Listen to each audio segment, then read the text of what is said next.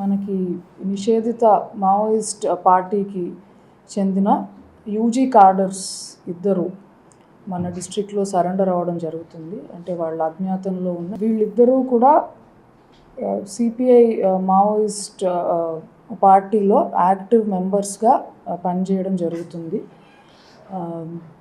Police శాఖ చాలా welfare activities అవన్నీ టేకప్ చేయడము అండ్ ప్రజల్లో పోలీస్ పట్ల చాలా ఆదరణ టు ఆల్ కార్నర్స్ ఉండడం చూసిన తర్వాత వాళ్ళు కూడా కుటుంబ సభ్యులతో ప్రశాంతంగా జీవితం గడపచ్చు అనే ఉద్దేశంతో వాళ్ళు అజ్ఞాతం నుంచి బయటికి రావాలని నిర్ణయం తీసుకుని ఇవాళ మన దగ్గర సరెండర్ అవ్వడం జరుగుతుంది. వీళ్ళ వివరాల్లోకి వెళ్తే మొదటి వ్యక్తి Gurrala Vijay Kumar alias Akash, son of Chandrashekar. ఈయనకి 36 సంవత్సరాలు ఉంటాయి అందాజా. He is native of Charla mandal of Kothagudem district. ఈయన 2022 సంవత్సరం నిర్మా నాయకత్వంలో సిపిఐ మావోయిస్ట్ పిఎల్జిఏ ఫస్ట్ బెటాలియన్లో పార్టీ మెంబర్గా పనిచేస్తున్నారు. ఆ తర్వాత సప్లైస్ టీమ్ మెంబర్గా ఉన్నారు. తర్వాత టెక్నికల్ టీమ్ మెంబర్గా కూడా ఉన్నారు. అజ్ఞాతంలోకి వెళ్ళిన తర్వాత బెటాలియన్లో టెక్నికల్ టీమ్ మెంబర్, యాక్టివ్ మెంబర్గా హీ హెస్ బీన్ వర్కింగ్. ఇతను జూన్ 2024 పూసుగుప్ప సిఆర్పిఎఫ్ క్యాంప్పై జరిగిన దాడిలో పాల్గొన్నారు. July 2024 Gummiguda firing, September 2024 Gundrajagudem firing, December 2024 Palaguda firing and ఈ సంవత్సరం జనవరి 2025 తంబల్పట్టి ఫైరింగ్లో కూడా ఈ హెస్ పార్టిసిపేటెడ్. ఇందులో 8 మంది మావోయిస్టులు చనిపోవడం జరిగింది. అలాగే జనవరి 2025 సంవత్సరం తుమరేల్ ఫైరింగ్ అండ్ మల్లంపేట్ ఫైరింగ్లో కూడా ఈయన పార్టిసిపేట్ చేశారు. అలాగే ఫిబ్రవరి పెద్ద ఊట్లపల్లి ఫైరింగ్లో కూడా హీ హెస్ పార్టిసిపేటెడ్. అలాగే ఇవాళ సరెండర్ అవుతున్న second UG cadre Sodi Balakrishna, son of Veerayya. ఇతనికి 23 సంవత్సరాలు ఉంటాయి. ఇతను ఛత్తీస్గఢ్ రాష్ట్రం బీజాపూర్కి చెందిన వ్యక్తి. ఇతను 2018 సంవత్సరంలో చర్ల ఏరియా కమిటీ మిలిషియా మెంబర్గా చేరడం జరిగింది. ఆ తర్వాత he has taken active part in CPI Maoist party and ఇప్పుడు లొంగిపోతున్న సమయానికి ఈయన చర్ల కమిటీ ఏసీ మెంబర్గా పనిచేస్తున్నారు. ఇతను పోలీసులతో జరిగిన వివిధ ఎదురుకాల్పుల్లో అండ్ సిఆర్పిఎఫ్ క్యాంప్పై దాడుల్లో పాల్గొన్నాడు.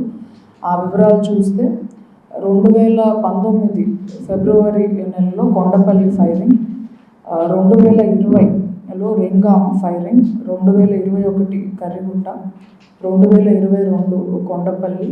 ఈ 2021లో జరిగిన వాటిల్లో 10 మంది మావోయిస్టులు మృతి చెందడం జరిగింది. 2022 పూజారి కాంకెట్ ఫైరింగ్, 23 పాలగూడ, మళ్ళీ 23లోనే కర్రిగుట్ట. ఇలాగ వివిధ ఎక్స్చేంజెస్ ఆఫ్ ఫైర్స్లో హీ వాజ్ ప్రెజెంట్. అలాగే 2024 సంవత్సరం ధర్మారం సిఆర్పిఎఫ్ క్యాంప్పై దాడి చేసి ఆయుధాలు ఎత్తుకెళ్లాలనే ప్రయత్నం కూడా జరిగింది. అందులో కూడా ఇతను పార్టిసిపేట్ చేసినట్లు తెలుస్తుంది. ఇప్పుడు మనం ముఖ్యంగా గమనించవలసిన విషయం ఏంటంటే నిషేధిత సిపిఐ మావోయిస్ట్ పార్టీ సిద్ధాంతాల పట్ల ఆకర్షితులై పార్టీలో చేరిన వీళ్ళిద్దరూ కూడా పార్టీలో జరుగుతున్న అర్థం లేని హింస ఒకటి అండ్ సిద్ధాంతలేమి ఒకటి, ఇంకా వేరే ఇతర సంఘటనలు అన్నీ చూసి పార్టీపై తమకున్న భ్రమలు and they are disillusioned with CPI Maoist party.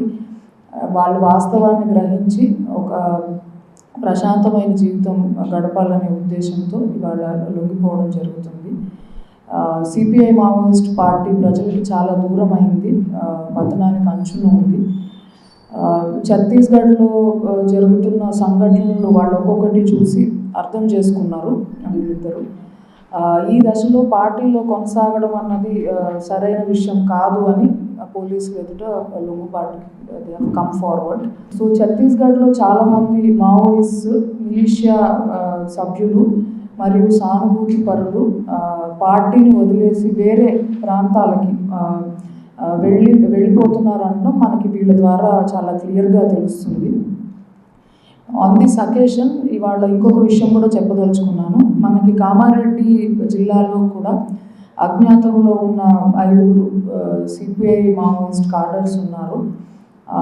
లోకేటి Chandra Rao and Ramesh Lavanya, ఎర్రగొల్ల Ravi and Limbaiah గారి వెంకటరెడ్డి.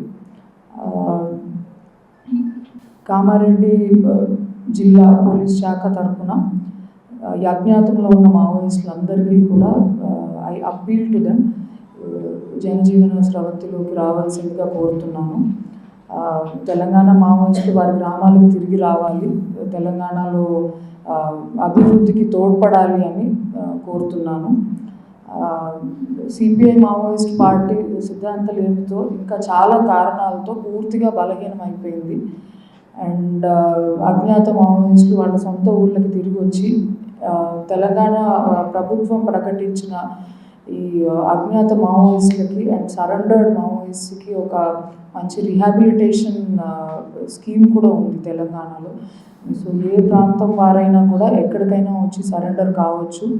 అండ్ వాళ్ళకి పునరావాస పథకాలు ఉన్నాయి. అండ్ వాళ్ళు స్వతంత్రంగా జీవించే విధంగా అన్ని రకాల సహాయము వాళ్ళకి అందించబడుతుంది.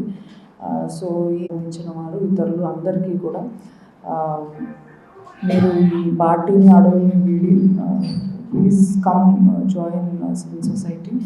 అండ్ చాలా ప్రశాంతమైన జీవితం మీకోసం ఎదురు చూస్తుంది. సరెండర్ అయిన ఇద్దరికి కూడా తెలంగాణ రాష్ట్ర ప్రభుత్వం నుంచి అన్ని రకాల సహాయ సహకారాలు అందించబడతాయి. వాళ్ళకి రిహాబిలిటేషన్ స్కీమ్ ప్రకారం వాళ్ళకి బెనిఫిట్స్ ఇవ్వబడతాయి. Thank you.